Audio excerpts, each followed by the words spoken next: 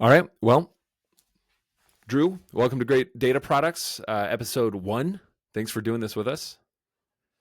Not a problem.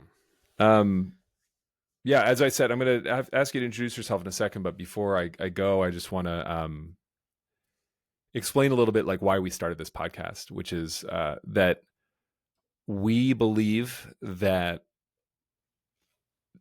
understanding what makes a good data product is just very understudied. We've been doing it as a species for a while now, every now and then sharing data. There have been laws on the books saying, thou shalt open your data, or policies from research funders saying that, researchers need to open their data. But sometimes it goes well and sometimes nothing really happens with it. And I think we have enough experience under our belt now that like we can see there are a handful of data products that have come out that have had a huge impact on research. And we're at the point where we've got to figure out why those, what made them good. There's Eleanor Ostrom said this very somewhat famously, at least for me. I'm a big fan of hers, but she'd spent all of her life working on trying to understand how people share common resources that are limited. So like a fishery or a forest or grazing fields and stuff like that. And she's like, look, we know this happens. Like humans have figured out how to do this. We know it works in practice. Now we have to figure out how it works in theory. And I love that. So that's what we're doing, is trying to figure out. We know that some data products are really great.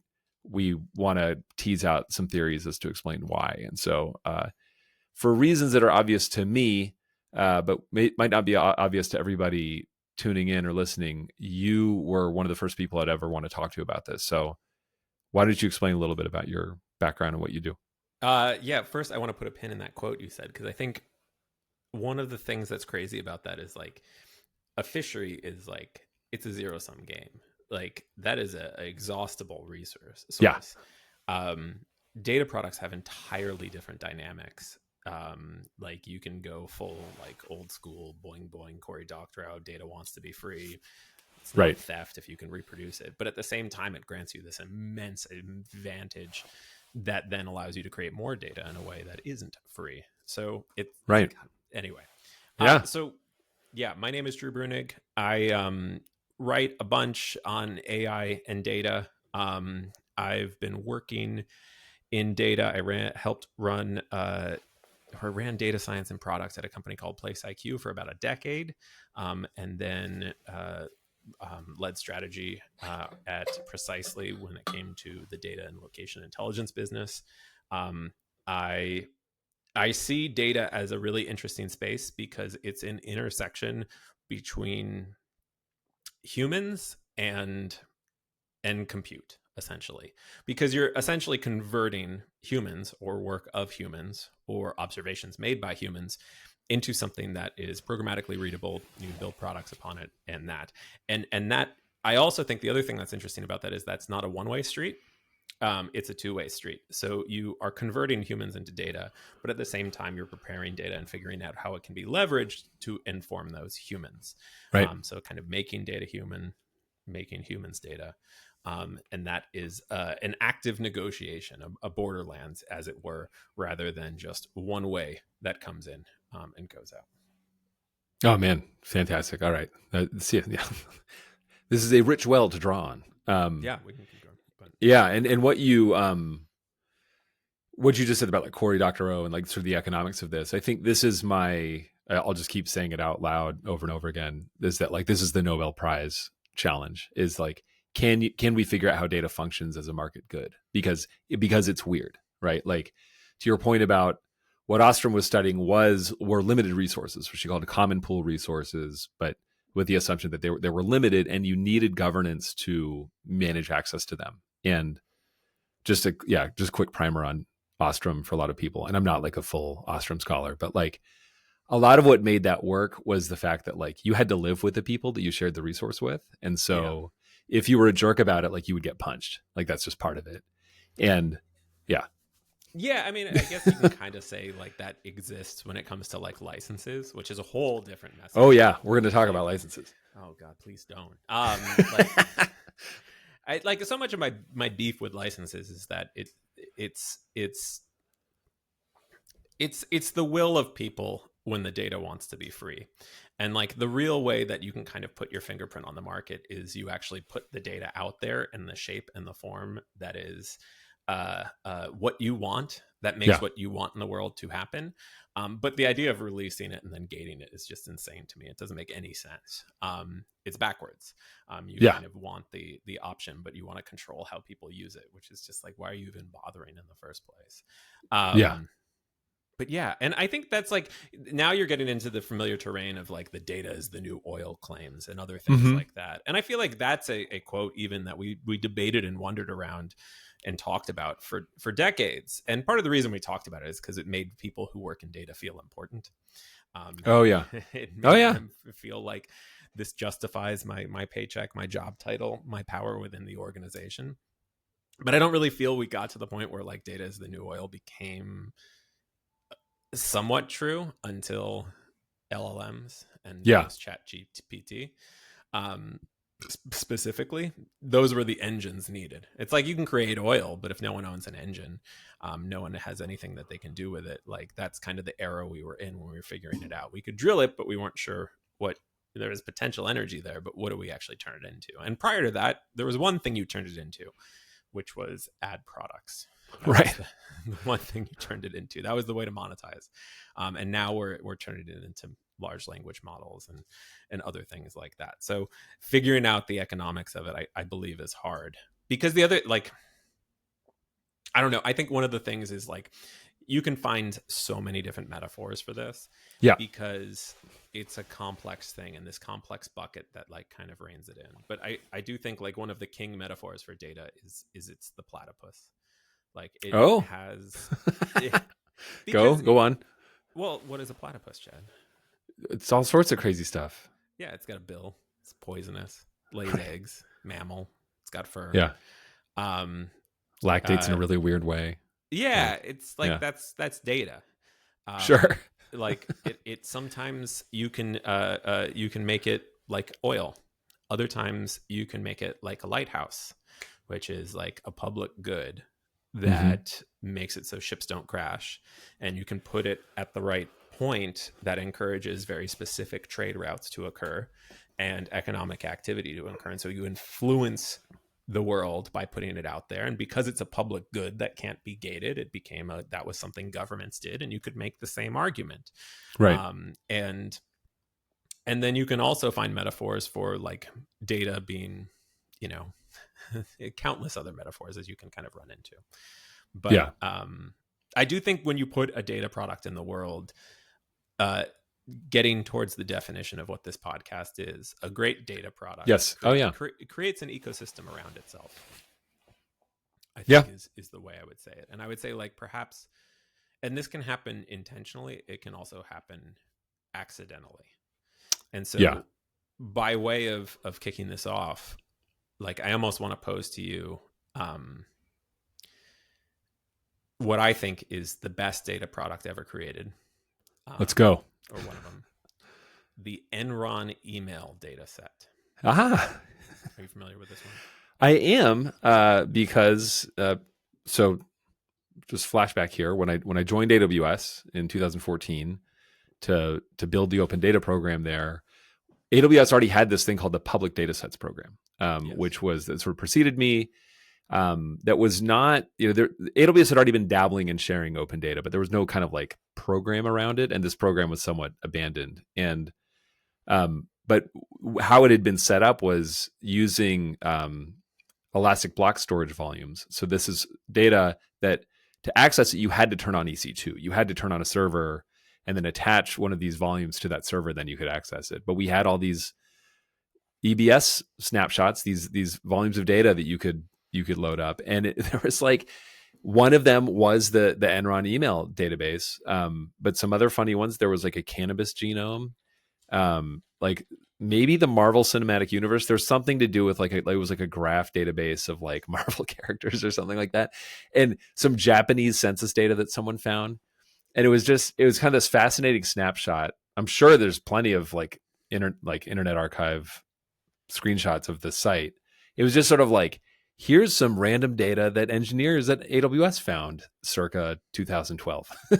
Yeah. But yeah, the Enron database was in there. So go on. Let's talk about it. Well, I just think Enron email database. So for those of you who aren't familiar with the Enron Yeah. email database, so Enron was a company that blew up.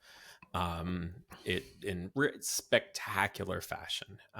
When did it blow up? Like 2001, 2002? Yeah, and you're talking blow up pejoratively, like it was Yes. like catastrophic. Yeah. Yes, it wasn't. It was Yeah. not a physical, literal blow up. It was just a mountain of fraud, and Yeah. and when the case kind of there was a ton of public anger. A lot of people lost their pensions. A lot of people Yeah. lost their stock, and effectively it went to zero and gets taken over. And it was a big company. In 2003, as part of the court proceedings, I think it was the Energy Regulation Commission released the emails from about 150 senior Enron executives. So this is about 1.6 million emails that get released. And this is 2003, keep in mind. So like that is an amount of emails that would be out of reach for most people because it's just incredibly hard to download. Though putting it in AWS I'm sure was very popular. If you search Enron email dataset, map reduce, you will find hundreds and hundreds and hundreds of tutorials. And so it became this incredibly popular data set that people wrote papers about internal dynamics of workplace culture and language. I think at one point there were like 30,000 papers a year that were citing this. And when I checked Google Scholar, it maxed out. It was over 100K. Then you start to look at the companies that were booted up around it. I know multiple startups who started building email software or enterprise SaaS software that would start with the Enron email data set. You would start with it to kind of build your products around it because there was no email data set. Like even today, like you see it used in AI evals and pipelines. Interesting.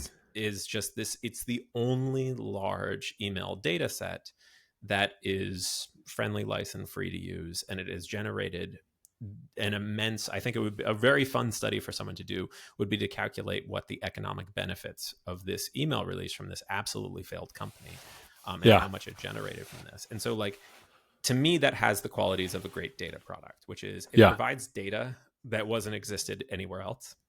Yeah. It doesn't, there was no competing offering, and any competing offering was just a minuscule amount. Two, it has legs. We are, I want to say 22 years since the release, and it remains as relevant as ever. It was freely available and accessible and easy to work with despite its size. It was a very common map reduce demo, as I said, which would be the first step you would do in kind of dealing with it. And it created an ecosystem around it, which I think is the biggest test case for a good data is, do things grow out of it? And so it's kind of like, I was at the Monterey Bay Aquarium this weekend, and they had an exhibit on whale falls, when a whale dies and it goes to the bottom and it starts to decompose, and all of the like critters and everything come to eat it. And it's this like feasting moment. And that is the Enron email data set, was the equivalent of a whale fall. Very juicy. I mean, so much material in there. No, I love this. I mean, you're making me think about, I have this white paper that'll come out eventually. I've been working on it for way too long. I may have mentioned this to you, but it's called Emergent Standards, where I make the case that the web is an engine for people to come up with new standards. And so basically like the way, like the server client dynamic of the web is that like, if you have a server and a client that can talk to each other in a way that makes sense to one another, it works. And like, it's worked with HTML. And then, we've figured out other ways to send more and more complex things over it. Including like, and what I talk about in the paper is like RSS. Like we want to figure out how do we syndicate stuff to one another. Stack catalogs. What's the other one? GTFS, which is the general transit feed specification. But basically, like what people don't understand, or like what a lot of people in policy don't understand, is that this is an emergent thing that happens as communities grow around types of data. So I'm agreeing with you, but like one conclusion I try to sort of like land on with that this white paper is that this is effectively like language. If it's useful to people, it will be adopted, right? And so Yeah.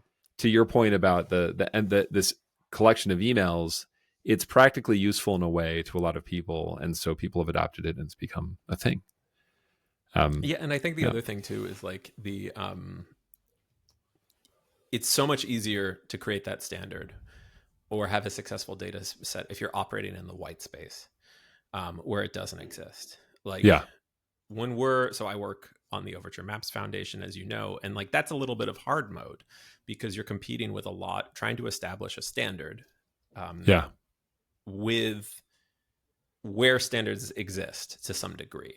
Like OpenStreetMap yeah, is really built more to be a map rather than a data set. So it doesn't have great data standards right, for like easy data usage. It's starting to adopt a lot of the moves that we've made at Overture. But at the same time, it exists, it provides an alternative. And so it means we have to be that much better. Whereas right, with the Enron data set, like there's still no replacement for it. I was just looking at hmm, the pile. The pile is a big data right, set that's about, what is it? It's about 900 gigabytes was used to train Llama. It's used to train lots of open agents. We can assume it's being used to train closed agents, closed models as well. yep, Again, it's what 900 gigabytes, and the Enron emails are still in there. They're yeah, still like one of like 25 sources. There amazing, is no better email data set. So like operating in the white space means you get more rain to create those standards you go through. right, interesting. Um, Give me one interlude here. We got some technical difficulties. We got to make sure the YouTube live stream is working or the chat is working. It's apparently Oh, disabled, but I'm gonna do a thing. Hey everybody! I mean, there are people on YouTube. I'm gonna click on something, and I don't know what's gonna happen. Um,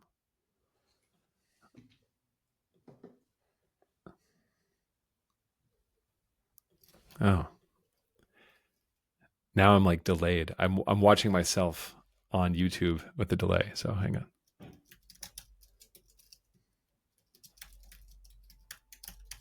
Okay, I think it works. you got it. I think so. All right. Now, how do I get out of here? I mean, look, you got your All first right. episode here. We did it. No, we're good. We're good. I Nice. can see like all my friends. It's like, this is so great. This is like Romper Room. Like, I don't know if you ever watched that. It's like a show, and I was like really Yeah, little, you and got it. it's You like, can wave goodbye to them, and yeah, you know it's they're like I right see back. Alex and Camilla and Linda. This is good. Okay, so we're good. Um, so hold on. I do want to talk more about the white space though. Define it more. You're just saying like creating an entirely new kind of data product or working in an Yeah, well, entirely I new mean, I just domain. think there are some things where it's like it's. I think you see this a lot in culture and technology too, which is like if you're the first to come out, you have a longer shelf life than your if than the best, which may come out later technically. Right. And so you have more ability to shape the standard, which is hard and a lot of pressure because you can sit there and think about it forever, or you can just release it and then evolve it quickly as they come. But it's hard Right. with a data set because you release it and then it ceases. It's the whale fall moment. You don't get to Yeah. go back and rebuild the whale and then drop it again. Yeah. Um, No, well, and this goes back to like what I was saying about like the Nobel Prize challenge of like what are the economics of data, and I think you know this under working at Overture, it is expensive to produce good data. Very Um, expensive. I It's cut my expensive to teeth. maintain good data too. I think like one of the Yeah, things that like allow for longevity of these data sets are things where you don't need that timeliness. Like it's right, okay that the people in the Enron email data set are not still emailing and we aren't still capturing those emails for the last 23 years because that's not the function of that data set. right, It is a demonstration of how people use email rather than, and there's been no competitor. Whereas if right. someone came out and said, I'm going to make a business of selling select email so people can see it, like but there's so where we aren't going to see that, but we do see it in other spaces. Yeah. Well, yeah, let's talk about this for a little bit. Like with the shape of a data product, they can take on many shapes, right? So my first job out of grad school, so like, my life story is I studied foreign policy. I got a master's in foreign policy, thought I was going to like work for the State Department. I Yeah. wanted to be a diplomat. But I was like, because I grew up in DC, it had no appeal to me. Like it had no luster to it. So I was like, actually, I just want to work on the internet. Like I had what I call like a coming out process in 2006 where I was like, I care about the internet, like, and I don't care who knows. Like this is just who I am. And worked. So I took a job as a marketing enthusiast at eventful.com, which is like a web 2.0 company. Well, I mean, look, that's a title that comes in the Web 2.0 era. It's true. Marketing enthusiast. Yeah. That was a special time for titles. It's like not a ninja, like definitely Not like a star, amateur. Yeah. Yeah.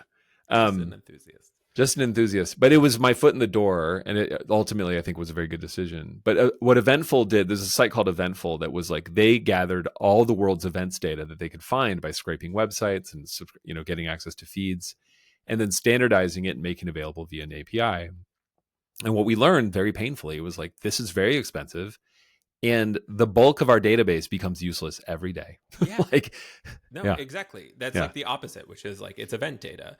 It's Mhm. just gone. It's done. Yeah. And I think you see other people who have to struggle with this as well and try to figure it out, which was like, I think satellite imagery providers, you and I know many cases where like there's several satellite imagery companies who are like trying to figure out how to build a product that makes their old data valuable. Yeah. Because right now, most satellite imagery providers are, their stuff's valuable because it gives you that snapshot of what's going on right now. Yeah. But they want to figure out everything else. And like, you're not going to crack that at Eventful. You're not going to crack that at, anything that is, temporal in nature. Yeah. Yeah. Well, and actually, so this is actually very timely. This Antoine on the chat, I love this, is asking like, what about Freebase? This is the issue. It's like, what about Eventful? Like Eventful never pretended to be an open data resource. It was doing the hard work of taking a lot of open data or data that was like, small enough that it didn't feel like we were just ripping people off, because also we were like highlighting events that people wanted to highlight, but then assembling it into a white pages like product where it's a huge compendium where the product is like, we have everything in one place and then we sell access to it. Long story short, I don't think Eventful exists anymore. No, it doesn't. That the problem it's solved has been solved in other ways, and whatever. Events are still kind of a difficult space to aggregate in. But so Freebase, awesome example of around the same era. I think it was started in, hang on, I just looked up the Wikipedia page. It was launched in 2007. 2007, for what it's worth, the year that AWS announces its first service and the year that the iPhone is announced. It's a very consequential year. Very heady days of Web 2.0, like seeing what the internet can become. And so succeeded according to the Wikipedia by Wikidata. Yeah. So there's room for this. Wikidata, I think people like it. It seems good in some ways. I've never really relied on it very much, but well, Wikidata is a good example of like the importance of data UX, which is right. One of the things that was so nice about Freebase was it was this. It's kind of what Overture tries to do with like its GERS identifiers, which is for everything there would be an entity that you could then walk. So like, here's an entity for JED. Now we can find everything JED has open to it. And yeah, I think Wikidata is kind of sneakily one of the best crosswalks on the web. I think they track over 800 different crosswalk kind of identifiers, like Apple Maps ID, Google Maps ID, a lot of federal IDs and everything else. And it is fairly successful. It's API, like I think there is a little learning curve for that. Yeah. I think also when trying to build products off that, it's incredibly good for crosswalking data, though oftentimes you have to do a little bit of hurdles to get the data down for that crosswalk. But again, that's like a whale fall. Like, again, it's the same thing, which is like once Google walked away, it's nice because it allowed for Wikidata to exist. in a way and utilize the free base data um, as its code. But then it had to kind of supply the revenue, or at least the donation model to keep it going. Right. And it's just all goes back to the fact like this is expensive and hard. And Yes. what I, these days, the year 2025, there's a lot of concern about sources of data that we had long thought were kind of like unimpeachable and were going to be reliable, provided by governments. And that's just no longer a safe assumption to make. And I've actually been a voice, shouting into the void for years. Like this was never a safe assumption to make. That we need to think a lot harder about this kind of infrastructure because it's hard, it's expensive to produce, and if we could figure out the economics of it and have better markets for data, I think we would have more data.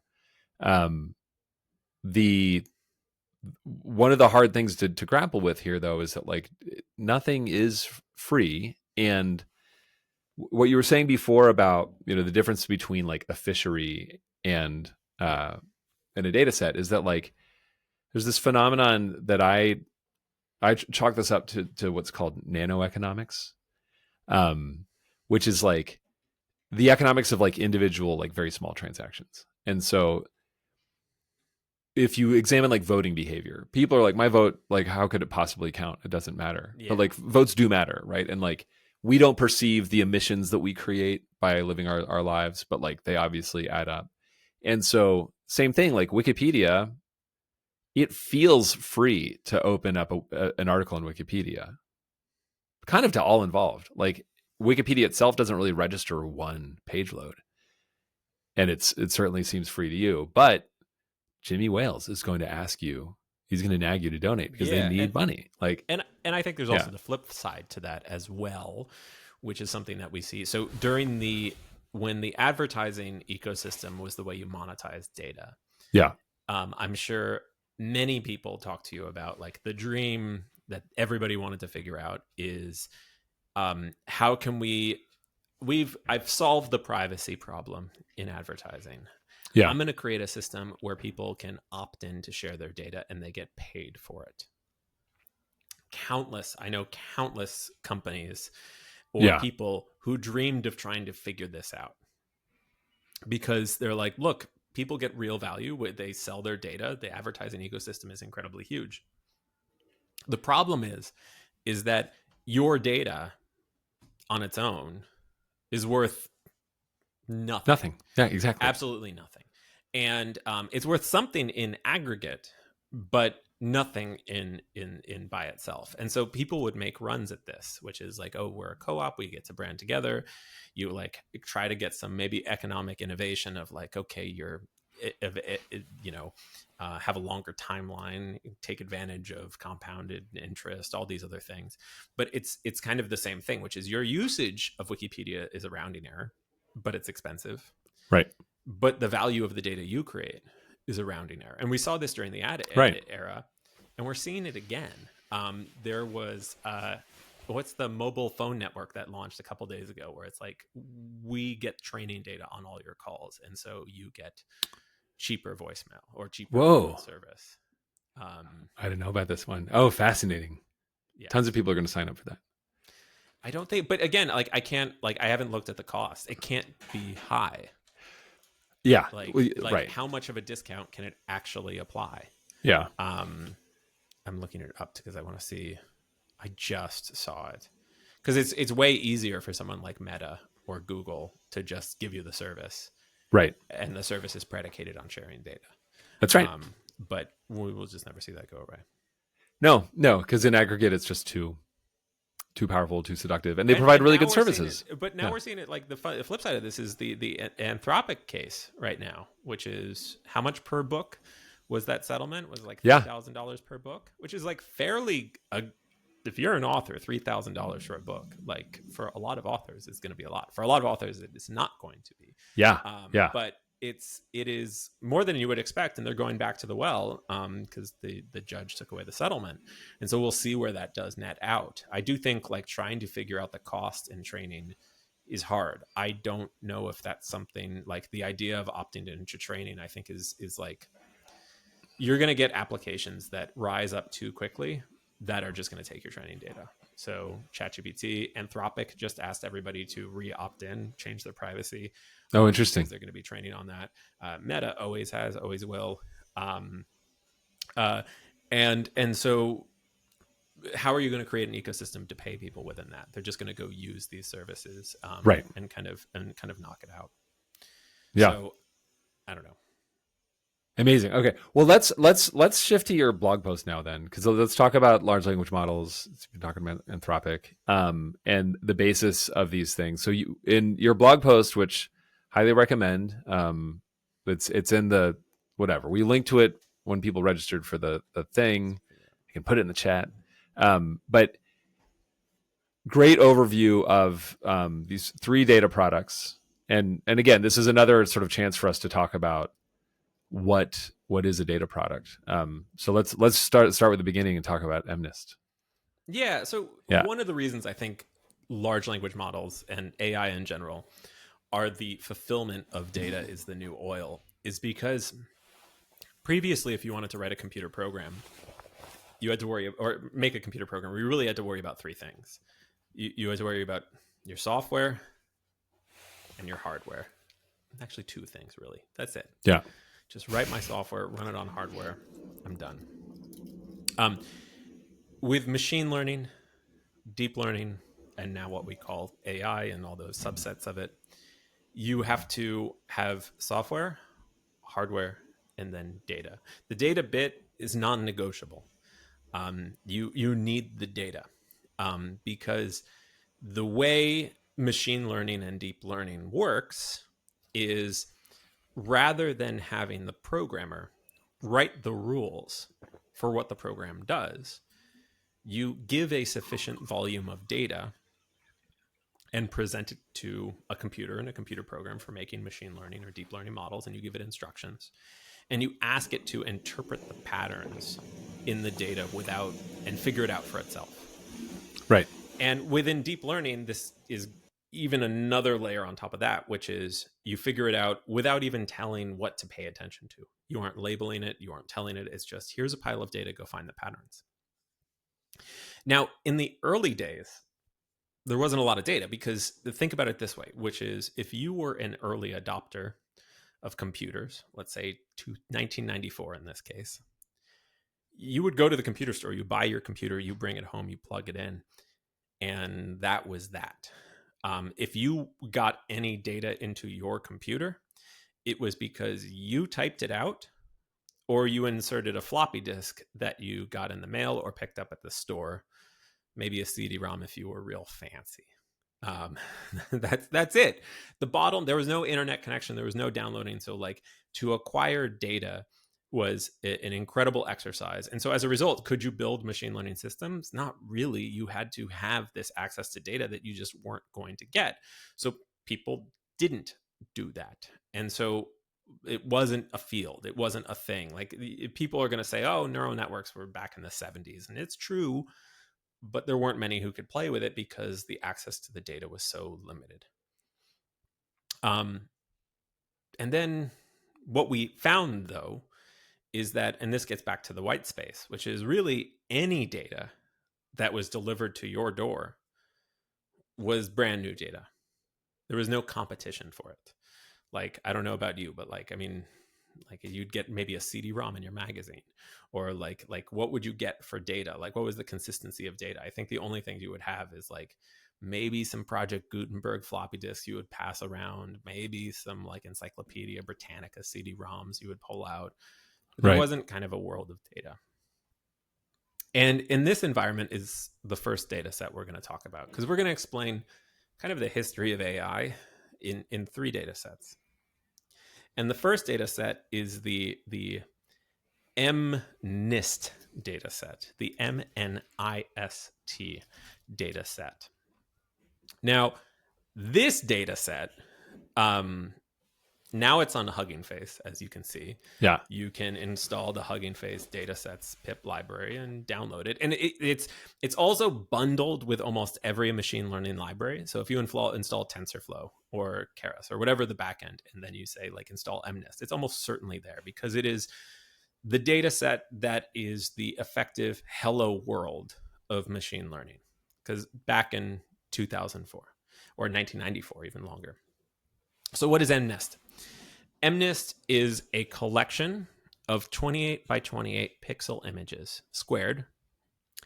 And they are handwritten letters. Actually, no, it's digits. It's not even. It's just digits. Yeah, it's just digits. numbers. Yeah, just numbers and digits. They collect these from two sources. One of them from, I think, census employees, and then the other one was from a high school class. So like this is like a classic case of just like someone had access to two people. They were getting values out of them. They're writing down numbers either as filling out forms, filling out tests, and just someone in the right position is like, oh, this could be useful. We're scanning these anyway.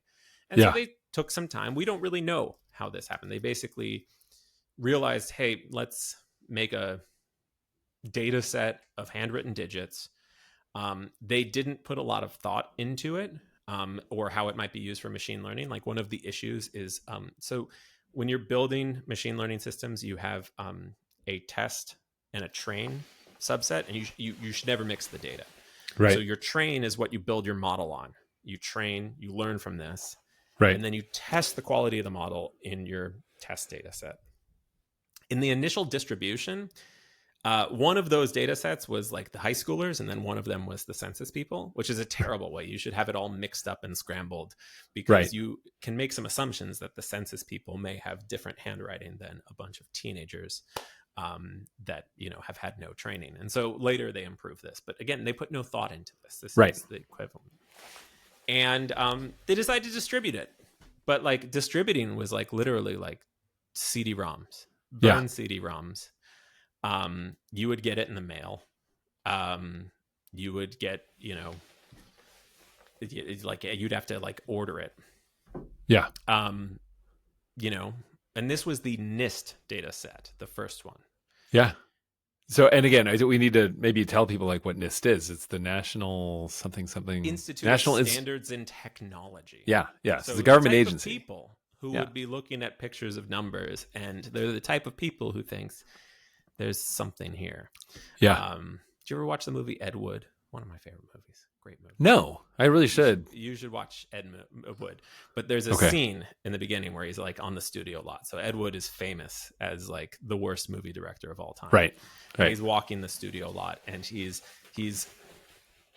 walks into someone's office, and they're reviewing the new stock video they just shot, or stock film they just shot, which they just keep in the studio library to like insert into movies later. And he's just watching like disconnected random scenes. And he's like, man, you could make a whole movie out of this. Just like highlighting how bad his taste is. But at the same time, looking at pictures of numbers and saying, we have something here, is something you expect from the Bureau of Standards and Technology. So they put it on CD-ROMs and mailed them out. And one of the people they mailed them out was a computer programmer at Bell Labs, back when Bell Labs was still like the institutional research standard. And the guy who got it there was Jan LeCun, who is one of the godfathers of neural networking. Amazing. One of the AI leaders at Meta, led kind of Llama and other things. He just released the world model last week. He's just kind of a godfather of this stuff. And he had been working on the problem of trying to recognize numbers.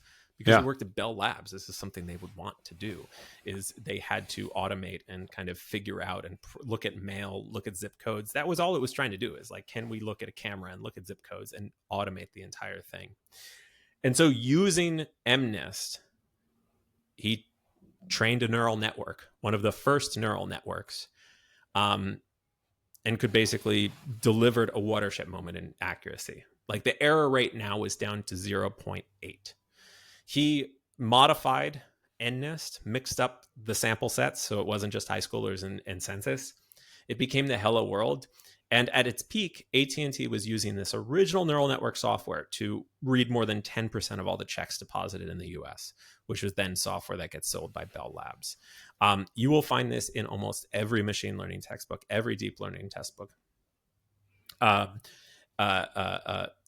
and part of it was just, it was staged, because once Jan got it, he reformatted the data, and this is touching on the question someone just asked, specifically for his task of training neural networks, which is why Right. this data set is so valuable, and why it's become this hello world, is that you can do a one-line install for MNIST data, and it's ready for you to use. It's segmented into the different data sets. It's all standardized. The levels of contrast and anti-aliasing, the flipping, reversals, all of those things are all ready for it to be used. And it has kind of survived this test of time and enabled the foundation of the very first neural networks. Again, this is a data set that was distributed on CD-ROM. It was SneakerNet. It was mail. And it, I would argue, birthed what would later become our deep learning ecosystem that would lead to AI. Yeah, I think, no, I mean, and this guy, I got to pull it up because I got to get his name right. Donahoe, this guy at Harvard, or sorry, at Stanford, David Donahoe. So wrote this paper that I still have not finished. It's very long. I'm putting it in the chat, but look, Donahoe's a smart guy, but the title is a little clickbaity for my tastes. It's Data Science at the Singularity. Not a terrible title, though. I mean, I think he makes the case like there's something going on here. But he credits LeCun as the godfather. You would agree completely with what you just said. And the gist of what Donahoe says in this paper is that the machine learning has made the enormous strides it has because its community has adopted a practice of frictionless reproducibility. So one of these fantastic phrases, similar to undifferentiated heavy lifting, that's like impossible to say, but very useful. But this idea of frictionless reproducibility within the machine learning space, where people have been able to share these great data products, compete around them, going back to your point about a great data product has a community around it, have leaderboards, and it's just been like to the moon. And this is a sort of tease up Alex's question in the chat, like how would we get, for example, environmental data to be seen by AI models? How do we do that? My answer would be, and this is defending everything that we do with this podcast and also with Source Cooperative, is we would improve access to great data products. Like we would. Well, I think there's two steps, which is cheating ahead. But there's a couple things that come into it, which is this idea of reproducibility, though. That was great in machine learning and deep learning. It's really hard now. I mean, Mira Murati, like, she left OpenAI and founded Thinking Machines Lab, her own lab, one of the many OpenAI people who have left to find it. And right now, they're focused on reproducibility because it's near impossible because of the probabilistic software and the way inference works at test time. And so, like, it's almost impossible now, and they're like innovating on that sense. But the other thing I would say too is we'll get to this, but I think the other interesting thing is benchmarks. Yes, which is you don't just need to put the data out there. You need to define the problem and provide the means for testing against it. And so, like, if you want to say, oh, it's not enough to get seen by AI models, because guess what? They don't care. They're just going to go suck everything else. Right. What you need to worry about is that the people building them have a benchmark to build against. That now when a metric or something becomes a metric, it becomes metrics become targets. Exactly. I mean, yeah. And that's what it is, which is like, and this gets back to, I would even say, my funding. It's not enough to just be there. You challenge these things and provide a mechanism for measuring success. If you don't do that, no one's going to care about it. Yeah.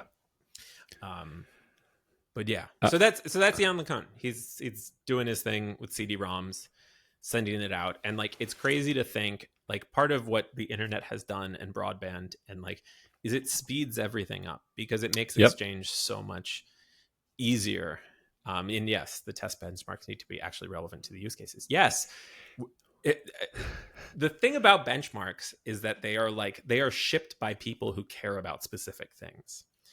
Right. If you're shipping a benchmark and you don't have an understanding for why it's important and why you care about it, and you have some stake in what that is, you're wasting your time. Like, why are you shipping a benchmark in the first place? The point of putting the benchmark out there is to challenge people to perform against the thing that you care about. And there's lots of great examples of that. Actually, can you help educate me on something I'm like very naive about? And this is Sure. embarrassing, but I'm just going to be vulnerable on this podcast. Is so to Tyler's point, there's been my understanding, there's a lot of discussion about benchmarking with like Earth observation AI models and stuff like that. And a gripe is that you can benchmark these things based on some sort of like, you can create like a technical benchmark or something like that, but it is divorced from reality, like from like what's actually happening on the ground. And it's basically, it's like you can run a model and then test it to see if it's performed in a certain way Yes. that like indicates that it's a good model, but Yes. that does not indicate if it's actually useful.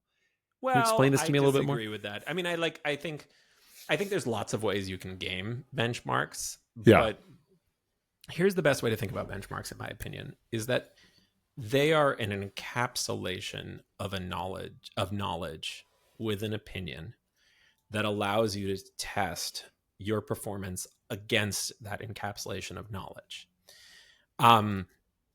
We'll talk about overfitting in a second, Joey. Is very much a thing. But the thing that I have that's a problem is like a lot of people in earth sciences or sciences in general is they go to like big private companies and say, my thing is really important. You need to build against it.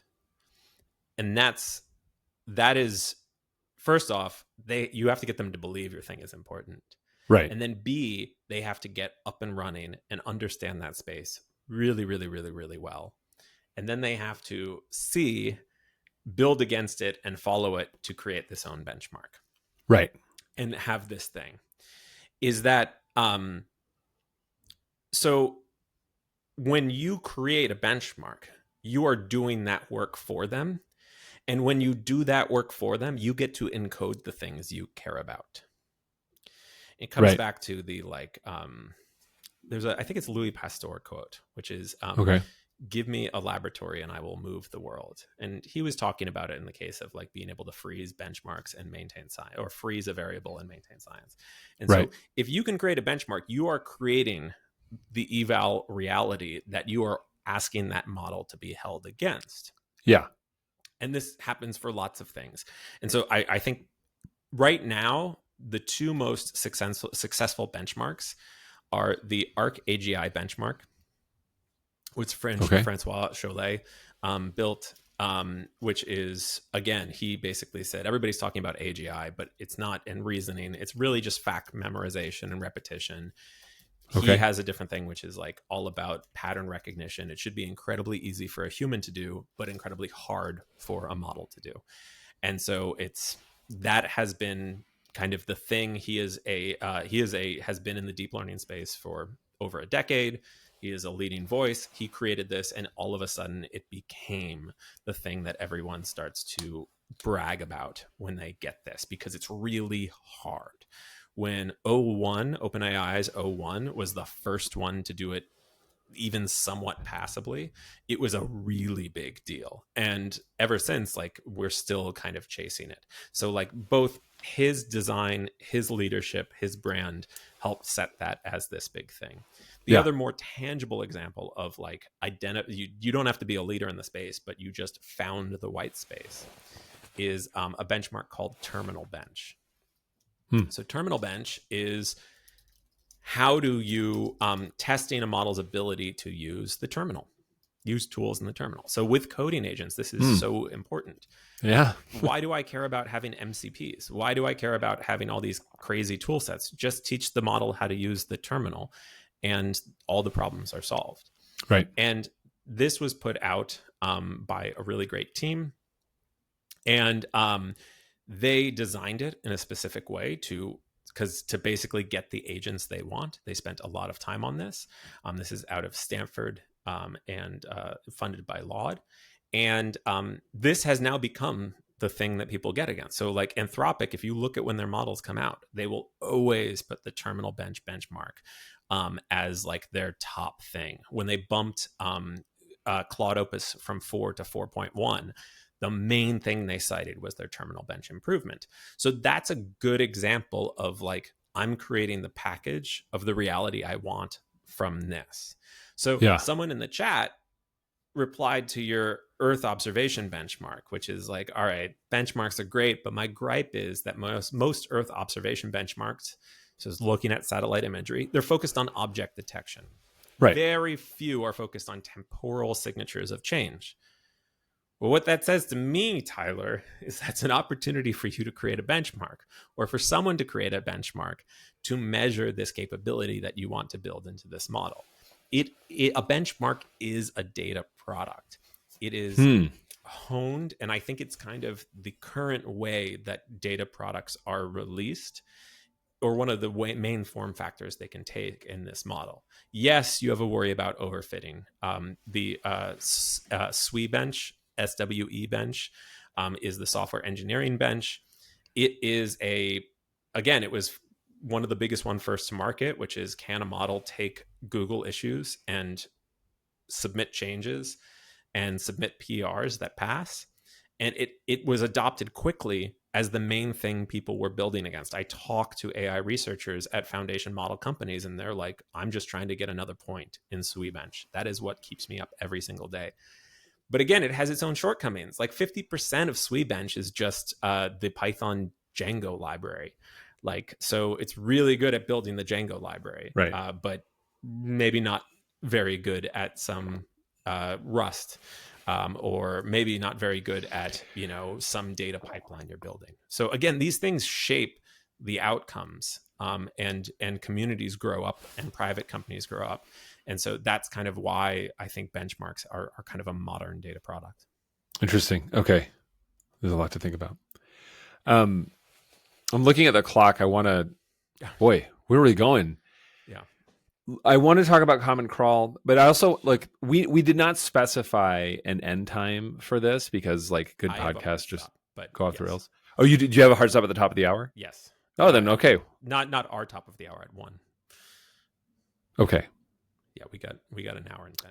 Oh yeah. So we booked our own time. So for those listening, we've blocked our calendar for 2 hours, so we can go this long. We're gonna go for as long as we want, but no further than 1 p.m. Pacific. But I think the benchmark thing, that's how we talk about it today. Yes. But transitioning from MNIST, we went to ImageNet. Yes. And that is something that Fei-Fei Li created when starting at Princeton, because she built it as that challenge. She saw that there was WordNet, which was out there, which was essentially a natural language processing training data set. And she said, well, I want this for ImageNet because I want people to build better image recognition models. And so to do that, she realized they needed a way to test it and train it. And it became not only a thing you could train models on to improve the software, but it also became like the foundational improvements of kind of deep learning in general. Was, again, you put out your challenge and you make people go to it. It was a benchmark as much of a data set. Well, right. And like built in somehow, I don't know how she did this in terms of like funding and her stature at Stanford or whatever, like challenges. It was just sort of like, this is a data product, that we're putting out there, and we're going to run challenges. And it was not, this is one of these overnight successes that took something like 6 years or something like that. I don't know, like when. It was a long time. It was a long time before AlexNet came out. Yeah. And I think the other thing too is like they had to create it. Like the only way they were able, so MNIST came out on a CD-ROM pre-internet. Right. ImageNet could only have been created after the internet existed, because they leveraged Mechanical Turk. They leveraged Google image search. They basically were just paying to label images, and the price they just would not have. So, I think there was a couple years that, because ImageNet was it was after Common Crawl first launched, but its breakout moment came before Common Crawl's breakout moment occurred. And so AlexNet was 2012, whereas ImageNet was like, I think 2008, 2007. Yeah. But yeah. And so go ahead. ImageNet's another interesting example, though, of well, this is when I said I wanted to talk about licenses, because when I was at AWS, people were like, "Hey, you should host ImageNet in the Open Data program," and I'm like, Yeah. I mean, sure, like I think that would be cool if we did. Also, like people can get it. Like you didn't need S3 necessarily to get ImageNet. Like people, you could download it. Like it wasn't like so huge that it mattered so much. But I was also like, look, my lawyers aren't going to like this. Like if we're going to host these images, um, Peeled we off don't of know. Google search. Yeah, they're just like random licenses all over the place, but it just reveals just how brittle this sort of like licensing regime is for this sort of stuff. Where it's like, look, who's going to sue you, honestly, because you're using some like 120 by 120 pixels square picture of like a dog. Yeah, I mean, you know, I like like it is that weird thing where it's like it's fine to bootstrap it, but if yeah, like you're really successful, someone comes knocking. It's kind of yeah, like you know, Google looks the other way on people using Street View images, even though they know that they are being crawled in some way or another. yeah, yeah. No, and I mean, or come for Anthropic once they've raised enormous amounts of money, and they'll be like, sure, great. Actually, like it's an honor to pay this because we know that no one can come up behind us now. It's like, because we have got the cash. And that's what you're paying for. I mean, some would argue that's why Google bought YouTube, was purely to buy the court case. Or Interesting. one of the main reasons. But yeah, so yeah, that was ImageNet was basically a database of I think about 1.4 million images. Something like that were labeled 1,000 categories, 1.4 million images, and then just said, hey, every year we're going to hold a contest to see who can get the best one. Now the idea of waiting every year is a positively quaint notion. Yeah, just download and run the benchmarks every single day. You have to upload it, the whole thing. But I do think like ImageNet was every year, and so that went around for a while. Side note. Okay. Go ahead. No, you go. Side note, I was thinking about this last night. So in a former life, I was a media strategist at a large media buying company. And in 2009, I was writing media strategy for NVIDIA. And I was thinking about this last night because NVIDIA had a new technology that they were very excited about called CUDA. And I remember going down to the briefing and they're like, here's what we're going to show at the floor at our next big conference. Here's all the demos for CUDA. CUDA is this idea of we can use GPUs for generic computing and we can use it for immense parallel processing. We think this is going to be really big. And we would ask, all right, well, what are people going to use it for? And they had like 8 demos. None of them were machine or deep learning. There was a couple biotech ones about like protein folding or what have you.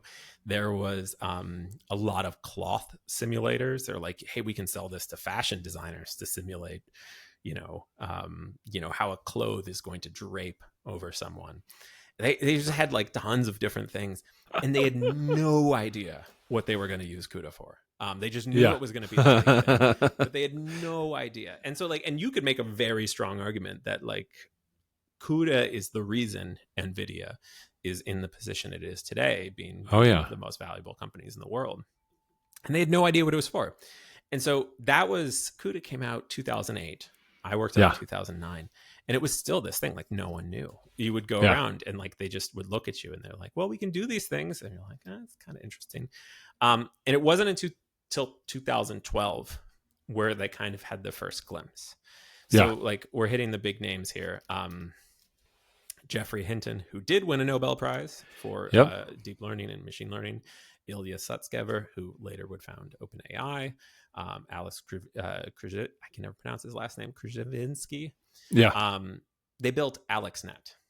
Right. Which basically performed against ImageNet with a score of 84.7. And you have to understand this was a 10-point plus difference compared to any previous competitor that year or before. And it was the first time that they had used deep learning accelerated by a GPU. And they were just using 2 consumer GPU cards. They were using like basically what you would buy to game at that time. Yeah. And that basically started deep learning. Deep learning was like how we talked about AI before AI. And so that was kind of what set it off. And I think the big step change here is that, again, this comes back to the benchmark thing, which is Fei-Fei Li created this space essentially out of a benchmark. Yeah. Which is deep learning became a thing because its value was proven because someone built a data set and then people gamed to see how well they could perform against it. Yeah. A benchmark is essentially a data set with intent. And when you ship that out into the world, you get people to do things against it if you make it exciting, if you make it collaborative, and if you're operating in the white space. Yeah. This is I'm going back. Linda said something like, she said, data is typically purpose-built. Understanding this will force us to examine our data more rigorously, creating a significant demand for data repurposing, especially with AI.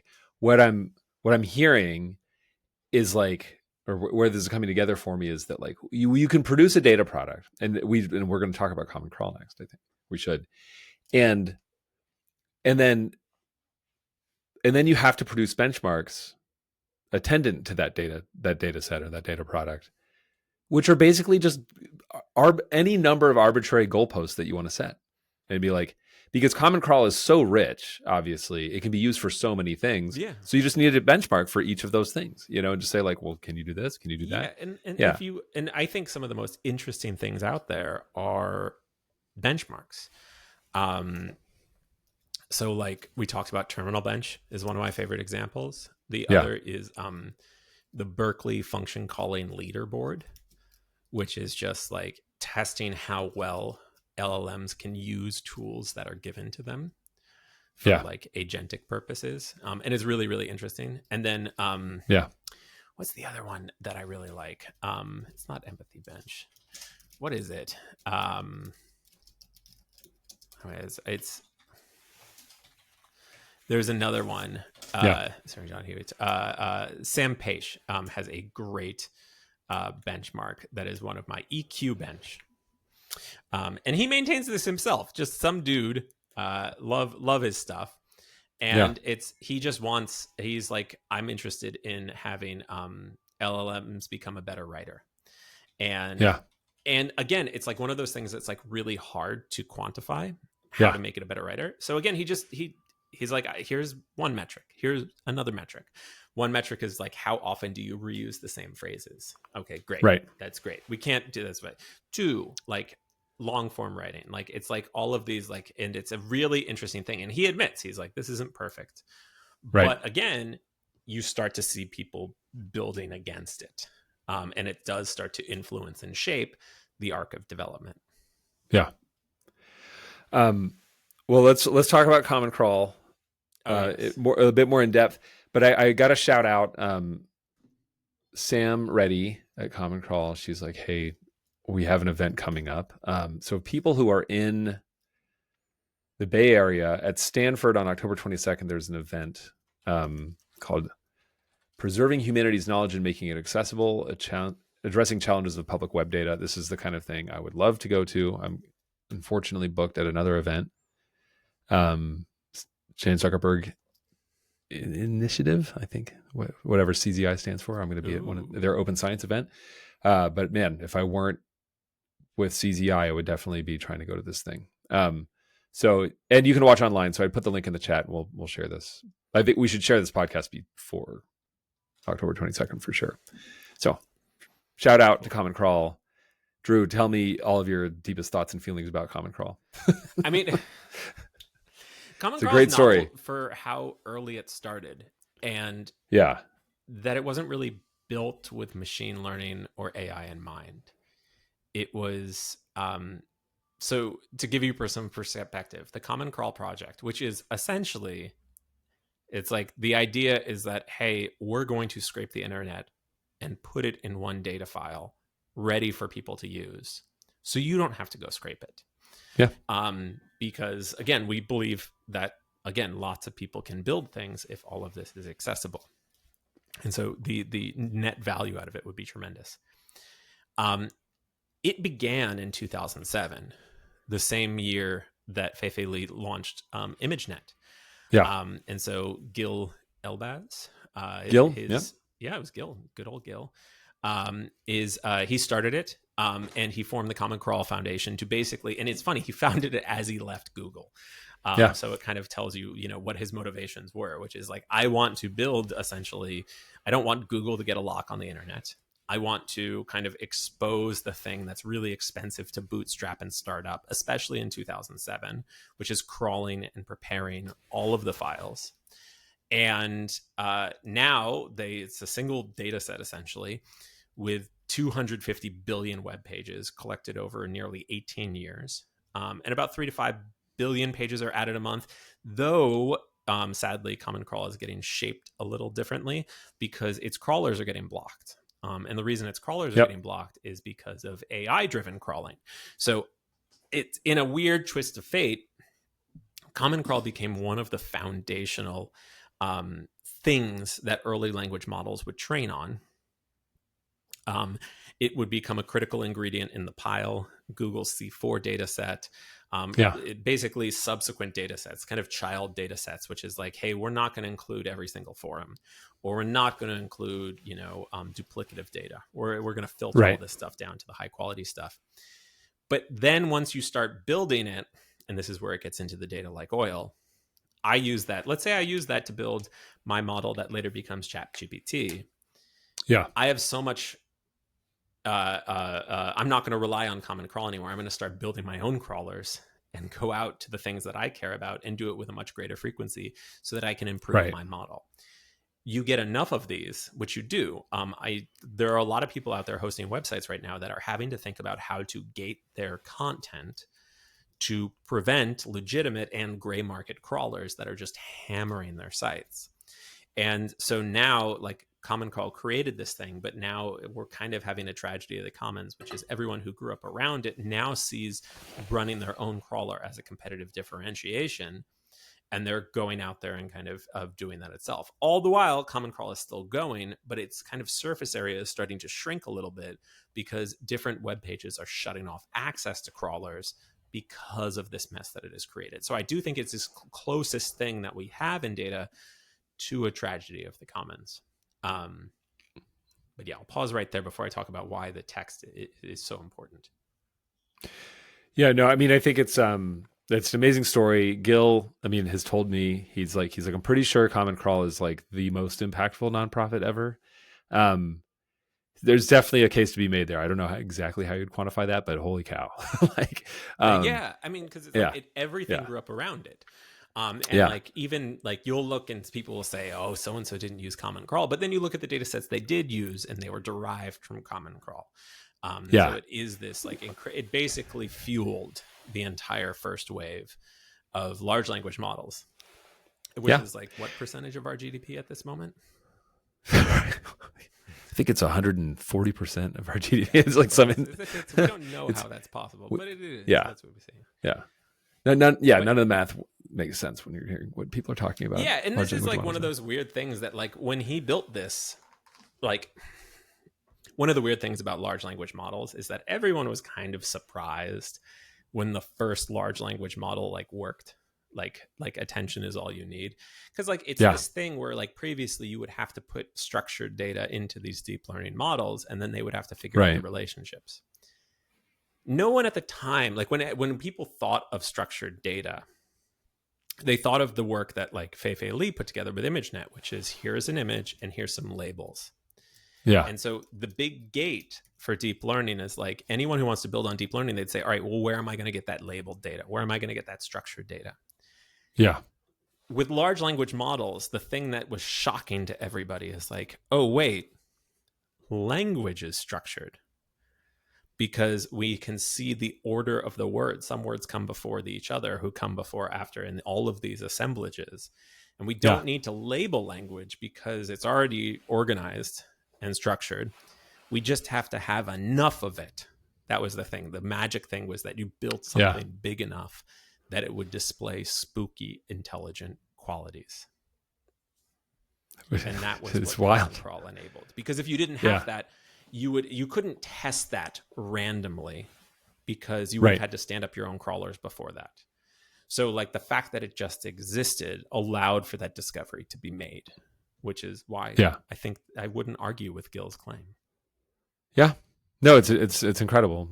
I have other apocryphal stories. I mean, we hosted Common Crawl at my program at AWS is the home of Common Crawl. So, um, I have stories that I probably shouldn't tell, so I won't. But like, um, it's phenomenal, and kind of insane. And I was joking about this last week at an event at Climate Week, because I was in a room with a bunch of organizations. I'll just say like very large corporations, not a government in sight, talking about sustainability data for global supply chains. I won't go into much more detail than that, but I said, look, you got to understand. Like, there's this story about this guy, this one dude, granted a billionaire, who's just like, here's a thing I'm going to do, and does it, and it has this huge impact.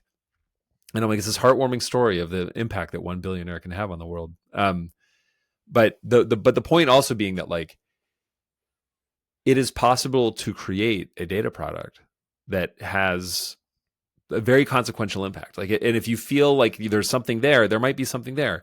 In Gill's case, I mean, my story, at least from what if I recall him explaining this to me, is that he creates AdSense. It's acquired by Google. He spends his time at Google, and he's like, there's got to be some kind of fail-safe for this kind of thing. And where we can't have one company that is like, owns all of the world's information. There's some irony in the fact of what Anthropic and OpenAI are becoming is just sort of like the next version of that sort of thing. But I'm not mad about it. I think about that a lot, but like, yeah. I think it's interesting now we've gone from the crawl being the thing that's valuable to the interaction data. So like when they were talking about breaking up Google, like one of the things that they were talking about was like making the ranking data, like making the index open. Which isn't just the data, it's also the relationships that exist in the data. But again, like one of the things that I'm shocked about with LLMs, which I find to be like really interesting, is that like no one's running away with it. No. Like Sonnet 4.5 came out and said like, hey, this is the best model this week, the best coding model. And like, but the thing is like the difference between Sonnet 4.5, GPT-5, even like the open models, like the larger Quen coding models, like they might not be perfect, but like they're a lot closer than you'd think. And it's to the point where like everybody jumps on whatever the newest thing, but you could just be like sitting on, like you could have been sitting on GPT 4.0 for a year and you would have been fine. Like, and I do think what's wild is that the floor is coming up faster than the ceiling. The ability of 7 billion parameter models to effectively, double in quality every year is just absolutely insane. And so like, you will get some things from like throughput and other things like that. But like, I think the weird thing is that even if these guys win, you may end up having like free access to something running on your device. It's incredible. That will be, it's bizarre. And it's really weird to think about. It is. Well, let me, I want to go back to the data is oil thing and how this like LLMs change this sort of stuff. And Alex left another comment about, people trying to use robots text, or then there's like LLMs text to try to influence how the bots can navigate the web. So I have this theory, I'll just bounce it off of you. I don't know if it's a theory, but this idea that like, so the internet has been full of like really amazing data for a very long time. And what a lot of us who've worked in open data have just been sort of like scratching our heads about, it's just like, well, why doesn't it get used? There's all these open data portals that don't get used. And one of my answers to that is that humans don't know how to use data by and large. Like you just take a sample of like, 1 million humans, you're going to get a very small percentage that actually like know how to do stuff with data. And also like have time. I mean, this was always kind of the funny thing, is an early realization for me when I was working in civic tech stuff, was that there's people that are like, oh yeah, like we'll just open up our city's data and then these people will just like do cool stuff with it. And I'm like, hey, if someone knows how to do anything with your data, which is not that good, it's good. It's kind of a pain to work with. They have a job. Like, you have a narrow window of like college kids and like civic sort of like tech activist people who before they like like Have enter children and exactly get have kids. I was jobs. just say like get a wife or a Yeah. husband and have a job, like they're willing to do that sort of stuff, and that's it, and they just kind of go away after a while. But LLMs 24/7 can do stuff with data, and so we are at the point where I think that we might have created a market for data. Yeah. If we can get, and here's my crazy idea. You tell me if I'm crazy. Well, also I think this is already happening, but like ChatGPT or the OpenAI and Anthropic should pay for data. Like they should just like, hey, they come to some data portal thing where it's like, hey, we maintain this data. If you're a bot, we're going to charge you a 10,000th of a penny per request here, so that you can, Well, I mean, it's that's what basically your research Cloudflare is budget. trying to do. Yeah, I think it's a good idea. I don't think Cloudflare. I think Source Cooperative should do it because we're not owned by anyone. But anyway, Yeah, no, I think it's an interesting one. And the incentives are absolutely crazy to think about. I mean,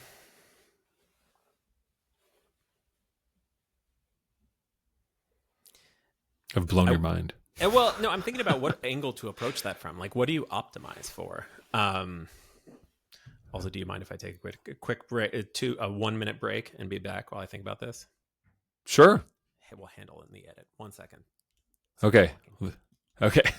All right. For those of you who are watching the live stream, someone knocked on Drew's door and he had to get it. I'm going to use this chance because I don't know when this is going to end, but we still have some people on here.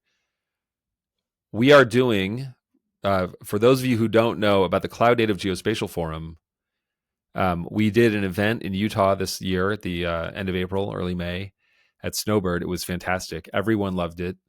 We polled everybody at the end of it and we got like 5 stars. Like, I don't know, 97% of people said they would come back and they loved it.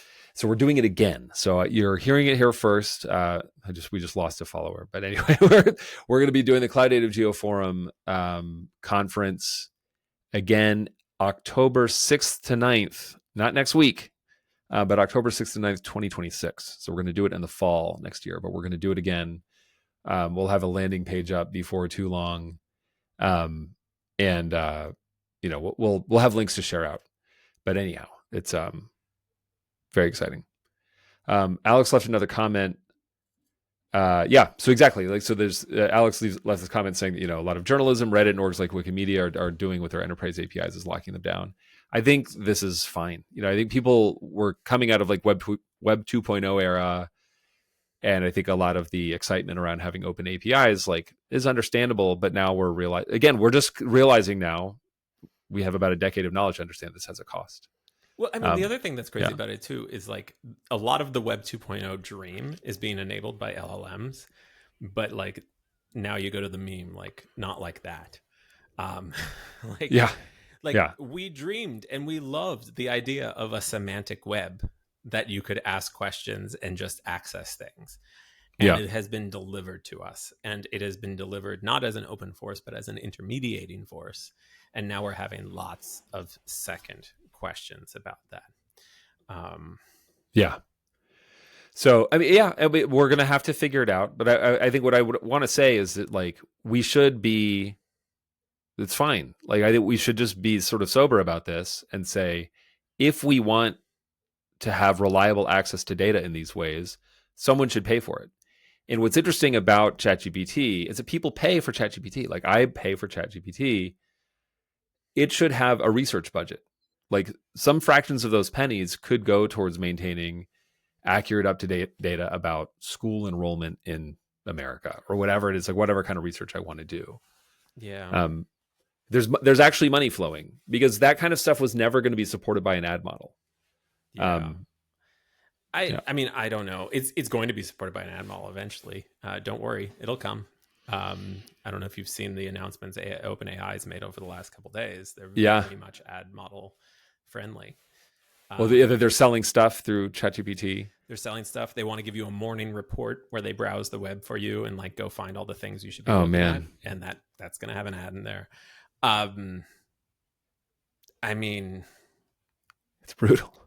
Yeah. I mean, I well, would, like, and this is like, but also I'm going to play devil's advocate to you because, sure. like, if there's one thing I get frustrated about in the open space is people saying, well, we should be paid. This Right. idea of like, oh, you're making money off of my library, you Hmm. should be paying us. You are freeloading. And it bothers me because I agree with it. Like, in a perfect world, I want every open project funded, like, Yeah. that gets usage. But your argument cannot be, we should be paid, you're making No. money off of it. It needs to be a realistic, practical, pragmatic exchange for how you deliver that. And so I do think there is like a mechanism, like there could be a mechanism for the way information gets distributed and access to it. And I think it's going to get really fraught right now because like the whole ad model is going to go crazy. Not just because it's going to get intermediated. Like the ad model Right. in the like is based on attention, and if we have these agents out there making decisions for us as proxies, that attention is now theoretically infinite. How do we kind of govern that relationship, and how does it get remonetized? Yeah. So Yeah. So look, I'm with you. I mean, my I'm putting in the chat, I'm just flog my own blog, but like the Gazelle's blog post from, sure, a year and a half ago, where I'm just like, one thing I haven't been explicit about, and there's going to be like a follow-up blog post at some point, but like where like the idea of a Gazelle is that we should have entities that are I would say non-owned, not owned by investors exclusively, that provide some sort of, usually are providing data, but that they're accountable to the market. And so I'm with you in that the conversation needs to go way beyond like we should be paid, which is, there's so much entitlement in the open community. It drives me insane. Like, yeah. you should give me data for free too. Like, you should. It's a public good. And I'm And like, everybody should be giving data away for free. Like I yeah, want people to think about their monetization policies because it gives them the control over their own future, which is that's right. and that is like me clarifying when I get frustrated when I hear open people begging for money, because that's what it is. They don't have the leverage. They've never thought about it before. And That's now right. are finally have to coming back to it. It is, I encourage everyone to think about money before you think you need to, because it's going to help control your future and your destiny and not end up being beholden to something else. That's exactly right. And it's hard. And I say like I'm fighting two fronts with my sort of notions of gazelles and new public sector organizations. One is the easy one where it's like these billionaires have too much power, and some of these tech companies are like out of control with too much power. People are like, yeah, blah blah blah. We all kind of agree. The harder battle to fight, though, is for me to go to my colleagues in the open world and say, like, hey, we should maybe put a price on what we do and think about the value of what we're doing and see if the market supports that. And they're like, what? Like, I believe that there's a huge part of the sort of the cultural legacy of the philanthropic world comes from Yes. like European aristocracy, where they're like, we do not touch money. Like, I don't work for a living. Or Like, the money, like like it goes back it's like a to leisure class stuff. yeah, well, and I think it goes back to like Stallman and others, where it's like, the cathedral and the bazaar type thing, which is like, Yeah. we should have this free exchange. Everything is better with exchange. Everything is better with open. But then we get issues often. Well, you get steamrolled by people who actually have market power. See Right. the Ruby community right now. I don't know if you've been following that, but A that's little bit. I saw they created a foundation. Tell me more. There's a governance argument right now about who has control over what and what org has control over what, and how much power does Shopify have as the big person bankrolling everything in this example. And so Interesting. you have all of these things that like stack together until you get into these uncomfortable scenarios when the incentives are not aligned, or not aligned the way you expect them to be aligned, which is Yeah. almost just as dangerous. And so like I do think there is a market for data, but like you have to provide the utility of it. And I do think like it comes Yeah. back to data discovery and data democratization, but like we're not going to create these things just because we want them. We have to create them and build the structures around them. That's right. That's right. And so that's what I need to figure out is like, can we create some sort of mechanism whereby, look, I mean, I'll just talk about Source, like the vision for Source. This is the Source Cooperative Podcast, is like, we have this notion of you have data products, which in our opinion is a data product is a collection of files of objects that have been shared by an organization or a person that you know who they are. Like that's Yeah. fundamental to Source, which is like, this is a data product that came from Planet, the satellite company, for example. Yeah. Um, that it is up to the user, the beholder, to determine whether or not that data is worth their time. And what is interesting to figure out is how could we communicate that to an LLM? Like, could somebody say like, hey, ChatGPT, I want to know this information, but I only want to get data directly from Planet or from NASA or the Census Department or whatever it is. Um, and then it's up to OpenAI to determine. It's like, yeah, sure, we're willing to throw a few shekels over to Planet to get access to this data and return it. So because my assumption is that OpenAI is just going to hoover up whatever they can get. Yeah. Is the credibility and provenance of data actually important to consumers? Maybe sometimes, but it's weird because who's making that determination? It's many times not going to be the user. It's just they're going to be asking Yeah. an idle question. I also think it matters in the domain, and that's where you're seeing a Right. lot of random startups. Like I was just talking to someone who's starting a company that's based on medical spending records. So looking at like Medicare receipts and Medicaid Yeah. receipts. And like it's a highly regulated industry. You can't have hallucinations. You have to have provenance figure in when you start to build different products with this. And like they've had to build their own custom pipeline. And this is getting into the question Alex just asked. Like, I wonder how RAG changes the playbook. Even if you build your own custom pipeline, they were doing text to SQL, which is kind of the predating of RAG, the first use case of text to SQL. But then they're having to figure out, all right, well, how do we then go validate and subsequently confirm? And so getting back to what you're saying with RAG is like subsequent confirmation. And that's kind of where the messiness comes in. The challenge is that like they're working on one specific domain. Their surface area is a lot tighter, both in terms of the questions being asked and the data that can ask it. So their needle in a haystack exercise is different. And you're going to see the same types of companies come up with law. So like, how do I cite legal cases? And actually they exist. So I don't get chewed out by a judge and told to like, go F off. And then you're going to see that in each little domain where there's regulation, where there's penalties, and where you can sell that higher quality. I think the challenge that Anthropic and OpenAI and all these guys have is like there's really two markets right now, which is like their chatbot market and their coding market. And so like they'll care about citation and coding stuff. The rest, they're just like, all right, how do I drive down hallucination and like citation? They do have citation benchmarks. There are citation benchmarks and evals for people to get to go judge their ability to correctly name things without hallucinating. But coming back to what you're saying, I think the challenge here too is that you're not with LLMs. You also have to worry about multiple stages in the pipeline. So what I mean by that is like there's different stages when you build the pipeline. You have the pre-training, which is like when you train on the super messy common crawl type data that builds up your kind of base English capabilities or base language capabilities and establishes your knowledge base. Then you have post-training. Post-training is like when you teach the model how to talk with an interface. That's when you train it to reason. That's when you train it to chat and go back and forth. That's when you train it to use tools. And then after that, people might fine-tune it, or they might put further tools on top of that, like data, RAG, other similar things.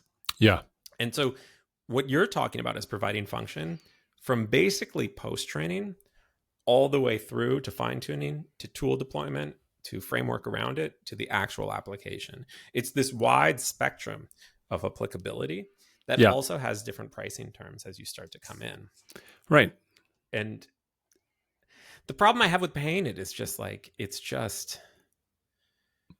I worry about it's one thing if you're Reddit and you cover everything. It's another thing if you're a really, really, really narrow niche, because Yeah. again, you're selling into a model that does everything. So how do they value that use case to justify your acquisition? Yeah. Well, I mean, so this is where As I drink we're. with an Anthropic sticker on my water bottle. That's cool, man. I wish I had an Anthropic sticker. uh, I should put. I've got Cloud Native Geo stickers here still. I have one of those. Yeah. Nice. Okay. No, I mean this. So Alex brings up a really interesting point here, though. That's very important. Is like, you're mentioning if you're working in a very, very narrow space, the applicability of whatever you're putting out there is very broad. I am 100% like, my perspective on like, the best gazelles create far more value than they capture. Right? They should be the kind of thing that's like only putting something out there, that's quite small and simple, and you can vouch for it. And then what people can do with it, go nuts. If people can become billionaires off of it, that's great. With climate stuff, this is just what we have to acknowledge, like, head on, is the fact that, like, we were actually talking about this right before we started rolling, is that, like, we are at this point where we are actually talking about making interventions to perturb the environment in order to protect the world as it suits humans, the roughly however many of us there are right now, basically to cool it off. Where we're like, we're going to make this decision now. Like, we're going to gather up a bunch of climate data, a bunch of information about the planet, and it will be used for us to manipulate the environment in a way that is much more deliberate than we have done in the past. As we discussed, we've been messing with the environment quite a bit, not deliberately, but now we're like, oh, we're gonna do this sort of stuff on purpose.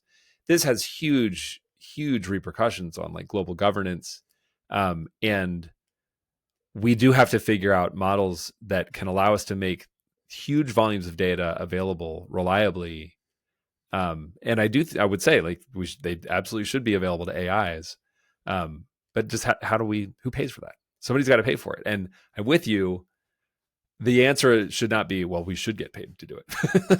Just like, I thought that you were going to say the answer is not communism, or something similar. No, but I mean, I do think, that's the other thing, is that, like, we don't have the luxury of being too idealistic now, which is like, ideally it wouldn't be shaking down billionaires, but there are enough billionaires around that, like, we should be shaking them down. I think philanthropy has a role to play here. I'm very interested in endowments for guaranteeing access to data over time. So there's something to be done here, but it will be. This is a huge challenge. It's an exciting challenge, though. I think that comes down to discovery, and I think that's like one of the big challenges, which is like, right. Like, that's so I shared a paper with Jed yesterday, which is going brand new. Just a PhD student came out with it yesterday. I'm going to link it. And wait, let me find the link I sent you. And it's about teaching LLMs to search for data and assess data. And I think of it as a natural extension of, one of the first things that happened when ChatGPT came out in that first year is there was a lot of text to SQL applications. I think it's a further extension of layers upon that, which is, hey, I'm going to understand a data source, build a representation artifact that is queryable.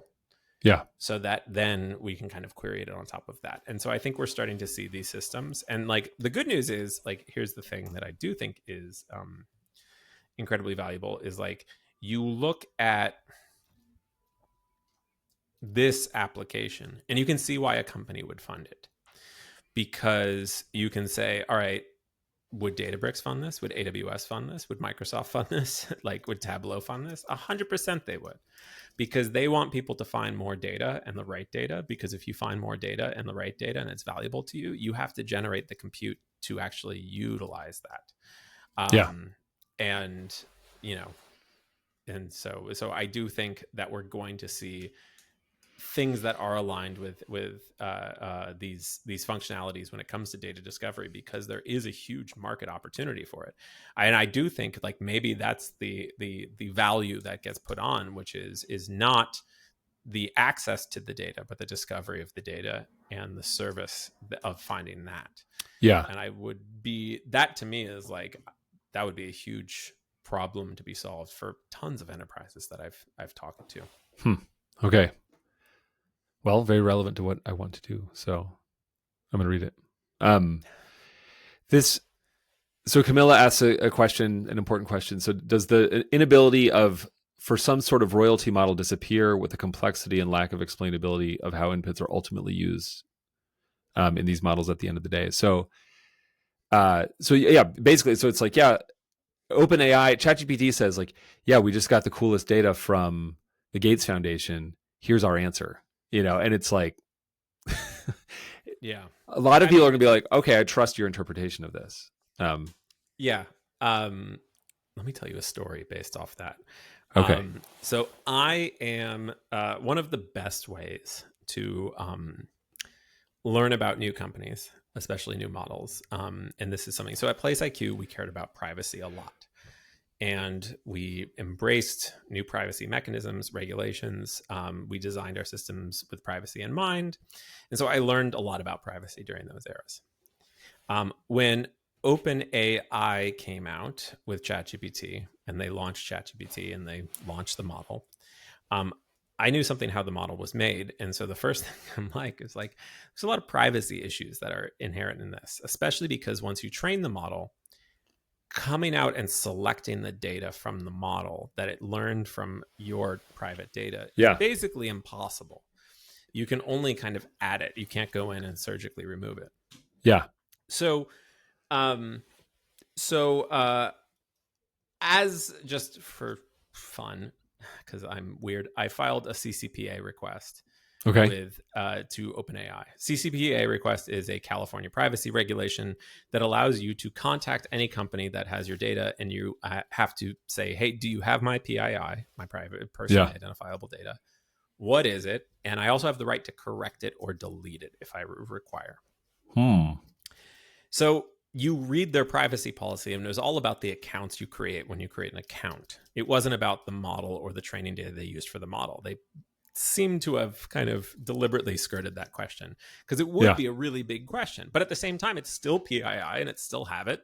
Yeah. And I know for a fact that they have my website because I know my website's in Common Crawl. Yep. And so I filed the request, and this was like in the first year after ChatGPT, and like the person who was on the other line had no idea what to do with it. Yeah. And they're like, "Well, here's your," and I'm like, no, I want to know about the training data. And they're like, I don't know. So I would go through periods of very quiet, and then it would get elevated, and then it would get very quiet, and then it was elevated. And finally, they're just like, "Well, your email's not in our training data. We have processes for removing your email." So I used the prompt exploit to get my email out of ChatGPT. So you can use all sorts of tricks to get around its alignment and safety protocols. And I did that. Yeah. And I got it to say Drew Brunig's email is what Drew Brunig's email is. I'm going to say it here. So I emailed them back and said, here is proof that, you have my email. Somewhere in your databanks, it exists. And they're like, can you share the prompt?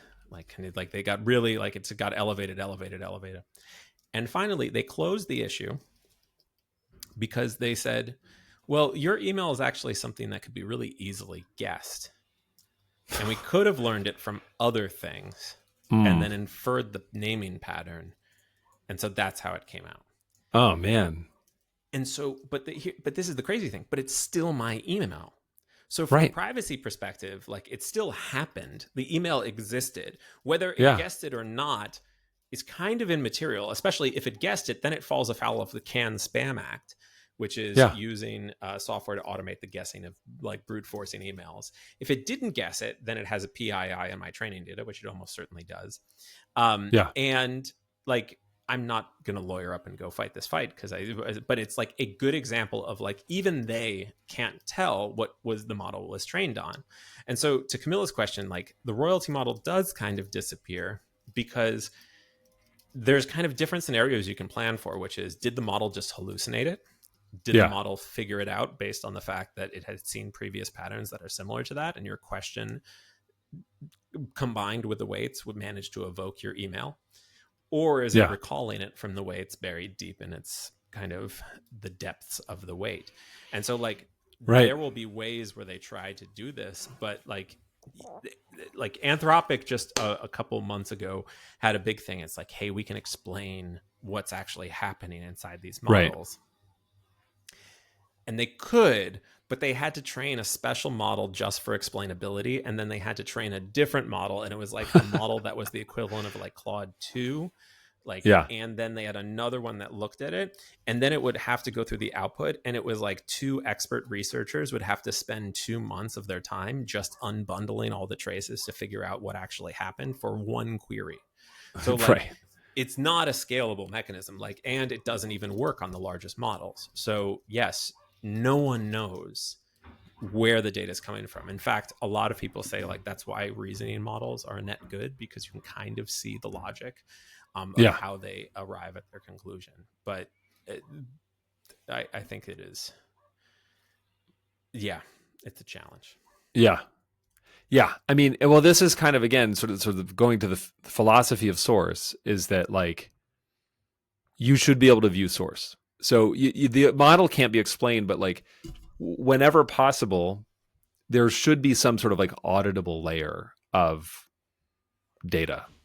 Yeah. That's not always going to happen, but like there are things. I mean, I'm going back to Alex's point about like climate data. Like if we're talking about environmental data, where this is deliberately being shared so that we can impact the environment, which has an impact on like everyone's lives. Yeah. That there are layers of the internet that have to be auditable, and yes, the large companies, they're gonna want to have plenty of secret sauce in their models, but there's some stuff that can't be secret. But like, we so should then, fight like, for being auditable. I don't know. Like, I don't think you can make the models auditable. I think we're past that term. Yeah, Like, that's no. Yeah, I agree. I don't think we're making the models auditable, but at least you should be able to say, we know where some of this data came from, and you can do your own research if you want to. yeah, it's funny because I do think that like a lot of labs would like that. The problem Yeah. is that like they see their competition as like actively stealing their stuff. Yeah. And so like, how do you enforce that internationally? Yeah. Is the big question that comes in. And then also the desire to not fall behind, you know, other countries, I think is the other issue that you start to get into the politics of the thing. Yeah. Yeah. So like, I don't know. Like, I do think like getting into the goal of like training data products so that LLMs can understand them. Like, is that what you're like angling at? And if that's the case, like, I think it's like, you need to make them like Brian Bishkoff talks about the map versus the terrain when it comes to creating data systems that LLMs can query. Is like, you do have to create that thing that fits within the context well and allows them to kind of navigate and negotiate with it. Right. Yeah, that's what I'm saying. That's what I was trying to say before, is like, we could create a great catalog at Source Cooperative and talk to our friends, or I need to make friends at Anthropic and OpenAI. I've got a few, but like, and be like, do you want to use this catalog? And if you use this catalog, are you willing to pay to access stuff from it? Like, how do you train a model to know that data is worth paying for versus not paying for? I don't know. I mean, and I don't know if it could just be sort of a brute force thing, which is to say, OpenAI agrees that, I'm going to use the Gates Foundation again for, it's just like that the Gates Foundation maintains a lot of useful data. Actually, a better example is Facts USA, another Microsoft guy, Ballmer, who created it's USA Facts, which is his nonprofit that shares statistical data. Yeah, fantastic. And they say, like, OpenAI is like, Ballmer can't afford to keep this thing running himself, so we're going to pay. This is where the argument falls apart with both Gates and Ballmer. Is like, these are groups that do not need to be charging for access to this data, but it still, we want to have a market for data to make sure that it's continually being produced. I do think like one of the things there is like getting in the provenance stack. Yeah. Which I do think is like, it's like if you're merging data sets, you're going to have a ranking stack order for which Yeah. ones you trust more than others. And like, so like, I think that's the service that may be a thing, which Yeah. is validating and normalizing the data so that it can be referenced confidently. Yeah. That to me is like, that's the service to provide, is Yeah. that like, because I love the question of like, when does an LLM know when to pay the data? Yeah. Or like, when does it present that option? And like, Yeah. what do you think goes into that question? Like, what do you think are the inputs that you can think about? Well, right. So I mean, again, like what I've said about source is that like source, where what you find at source are files that have been put there by people or organizations who you may or may not trust, but you at least know who put them there. And so then the question is, how we're building a UI for source that we want people to be able to tell at first sight whether or not the data they find there is worth their time or not. We then have to answer the same question for a model. Is like, is this worth my time? Is this worth me spending some of my research budget on? And I think part of that just has to be like brute force through like partnerships to say that like OpenAI recognizes this as a value, as a useful data source. Does it make sense to charge for the data at that point based on some metering thing, at fractions of a penny, or is it just like it's a partnership where they pay to just go in and out, whenever you get as much as they want. I don't know. I do think it's like, and that's the thing, which is like, you are the thing that is vouching for the data, I think, is the service that is provided. But then now you need to be a quality clearinghouse. That's right. Well, right. We have to have all, so that, okay, so here we go. And then we got to start wrapping this up. But like, one thing that there's a bunch of stuff that we can do once we have these. So we have these files, we know who produced them. We can also have DOIs, right? So bear with me if you cringe at the notion of DOIs, that I sometimes do, but we can say this data actually gets cited a lot. We could track how many citations the data has gotten. We also have metrics that we want to share about like how much the data gets used. Hugging Face is great at this, like on their datasets product, which I love, and it's kind of like my envy. There's so much signal when you get to a Hugging Face dataset landing page. Like there's a lot of signal for you to be able to tell, like, is this being used or not? And that's one way of motivating it. I mean, it's the way, you shop on Amazon and it's like, this is a bestseller. So you're like, okay, if the whole market agrees that this is a good thing to buy, then it's probably good enough for me to buy too. And so, but it's a matter of communicating that both to humans and to agents. I think that's, I mean, maybe you need to build a benchmark. Maybe you need to build a benchmark on like quality retrieval from source data sets, which is like, can you correctly augment? And so I think that to me is like an interesting thing, which is, can you correctly augment, cite, and without hallucination? Because like that's a challenge, which is like, you may get the right pull, but then you don't adhere to the prompt and you rely on something in your weights. So it's just like, it's kind of like a recall on a moving target data set, which I think is a really interesting idea. Okay. Well, I'm gonna have to talk to you about that another time. Because like, I mean, that's the challenge. Like is you have a bunch of data, you want to basically check against it and then validate that it actually is repeating what it repeats back. Yeah. Right. Because I think that's the thing, which is like, having high quality data isn't enough. You need to have high quality data, and then you need to ship the yardstick for measuring that high quality data when used in violence. Yeah. All right. Well, the lesson from this conversation is benchmarks. Like we got to talk about benchmark design, not just I think designing great data products, but I think benchmarks are, because like this comes back to Common Crawl, which is like, Common Crawl didn't do anything to its data. It just made it easier to access. Right. It didn't make any choices or anything like that.